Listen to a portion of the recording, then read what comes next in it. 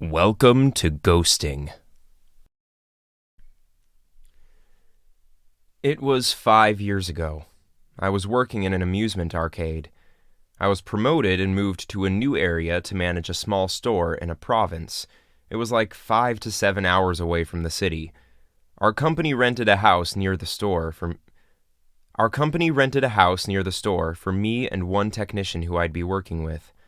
One night my technician was on his day off and I was alone in the house. Fell asleep early and then I don't know how, but suddenly I felt like I was awake, but not really. I can't move my body and I was just lying straight in the bed. I can feel a weight on the top of my chest. I open my eyes and there's a woman with a white dress on top of me. She's sitting on my chest and her legs are around my body. I can't move my arms and legs, and I can't see her face. It was just darkness. I want to scream, but I can't. I want to push her off my chest, but can't move. I can feel her hair all over my face like it was suffocating me. I can't breathe. Felt like I was going to die at that point. I closed my eyes for a couple of seconds and opened them. I was sweating. My eyes had tears like I cried, and the position of my body was still lying straight on the bed. It took a couple of seconds before I was able to breathe and move my body. Every time I think about it, it still scares the shit out of me. So my friend's boyfriend was a senior in high school and was about to graduate, so his parents went out of their way to gift him a car. Well, because they were rich like that. A few days before graduation day, him and his friends all decided to go on a trip to Tagaytay at midnight to have a few drinks and have fun. While speeding on the highway and swerving recklessly, the group of friends got into a car crash, and it spread like wildfire. While everyone did their best to retrieve the minors from the car, the firefighters didn't get there in time, and the private investigators of the parents believe that, allegedly, the children died from the fire, not the crash. My friend, on the other hand, was the first contact the police got a hold of when this happened. She first thought it was a prank. Next thing she knows, she was being called to confirm the body of her deceased boyfriend. Honestly, the creepiest part about all of this was that each victim's cover photo on their Facebook page was sort of linked to the accident.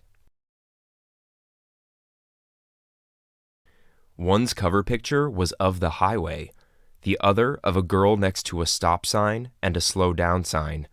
The next was of a gray cloud like figures of something burning, and the other guy had a picture of a skull next to two girls, and guess what?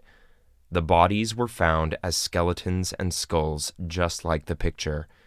Apparently, when cleaning out their lockers, the girlfriend, aka my friend, she's actually in one of the profile pictures of the victim, John Paul, and her name is, yes, Yvonne. She found a drawing that the girl had made prior to the accident, a premonition to be exact, of a car crashing into that very same tree. It has been 4 years since their passing. To this day, the parents and my friend still believe that they could have been saved if only help had gotten there faster. And yet the police let them burn inside that car. I was on a family vacation at a nearby beach. When I got to the hotel, I knew something was off. Everyone leaving looked sleep-deprived and a little shook. When we checked in and went to our room, it smelled like something was burning. I ignored it and unpacked my stuff. The first 2 nights were normal, but on our last night, when I went to bed, I heard footsteps outside my room. I opened the door thinking it was my mom grabbing food, but when I opened the door, nothing was there. A post I made before this one was slightly before this, so I thought nothing could be as bad. When I went back to my bed, I went on my computer, but it kept on pulling up random pictures, so I closed it. I fell asleep and woke up around 5:45 a.m., which is super early for me. I went outside for breakfast, and the sky was blood red, making the inside of my room red. The red glare ended up showing multiple dirty footsteps in about size 16 work shoes. I noticed, grabbed a bowl of cereal, and went back to my room. For the rest of the time I was there, nothing happened. This happened when I was 12 years old. I'm 20 now. I was sleeping at my cousin's house. I had fallen asleep on the couch, and I was having a dream. While I was in the dream, I heard jazz music playing. It was very faint, but it creeped me out, and I woke up. I woke up and still heard the jazz music playing. I flip over in my other side to see a woman standing over me, swaying back and forth slowly, just smiling at me. She was kind of transparent, but I could see she was wearing a dress and a big hat. She just stood there smiling at me for a minute, then she disappeared. I heard footsteps leading to the basement, and then heard a slam. That experience freaked me from staying the night there again. Even in high school, I would always leave and go home when it got late. So we have all been in lockdown for a while now, and my friend, let's call her D, came to mind last week, and since then something has been harming us. It started off small, like something touching the back of my neck or D's leg, but last night something terrifying happened and I am extremely scared.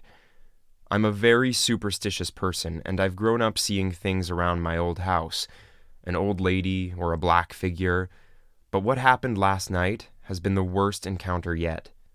So this lockdown has messed up my sleeping schedule, and I now sleep at around 1 in the morning, and it was the same last night.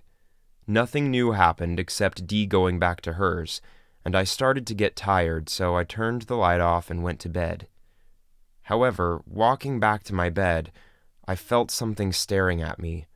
It didn't look away for a second. I could feel its eyes staring me down for at least 15 minutes before I fell asleep.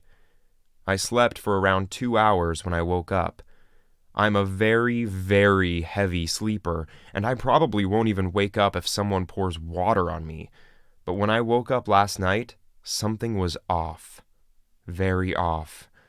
My dog that sleeps next to me was stood up in a protective stance and was growling at my living room door. We live in a 2-roomed house, and my dad and brother have the bedrooms. "Lay down, Zeus," I said to him, but he didn't. He looked back at me, whimpered, and then turned back around and growled again. At this point, I was getting pissed off, so I stood up, walked to the door, and said, "Nothing's here." But all I got back was whimpering, and that's when it happened. A hand came from behind me and grabbed my throat with strength that no man or woman has in this world. It lifted me into the air, and I couldn't breathe at all. By this point, Zeus was barking really loud, and my dad and brother woke up and came downstairs, turning on the living room light, and the face that I saw was a face that I will never forget. It was an old man's face without eyes, and a sinister, twisted smile that showed he enjoyed inflicting pain on me. His face was gone in a second as my dad walked in, and I dropped to the floor. He had lifted me near the ceiling, and my dad screamed as he told my brother to call the police. I told them not to, as there was nothing the police could do. I mean, really, they can't arrest a fucking ghost, can they? That thing has left handprints on my neck, and they have basically turned black. I have bruises all over my body from it, and my dog isn't leaving my side now. I don't know what to do, and I'm terrified to sleep tonight, as I can feel it watching me as I write this, and my dog keeps looking at the door again. So this happened to me when I was trying to go back to sleep at 4:30 a.m. I woke up at 4:30 and got water, so when I went back to bed, I had a dream of when I was 10, and I was taking my nephew to the living room. I was carrying him for some reason. So when I reached the living room, everything went black, and it felt like I fell. I tried to get up, but I couldn't. I couldn't even open my eyes. I could only get up and open my eyes when it felt like something touched my shoulder. Now it was 8:28 a.m. My brother was awake, so I asked him if that was normal and if it ever happened to him. He said, "I don't think that's normal." I got scared, and I'm still a little scared. If this has ever happened to you, can you tell me what it was like to you, please?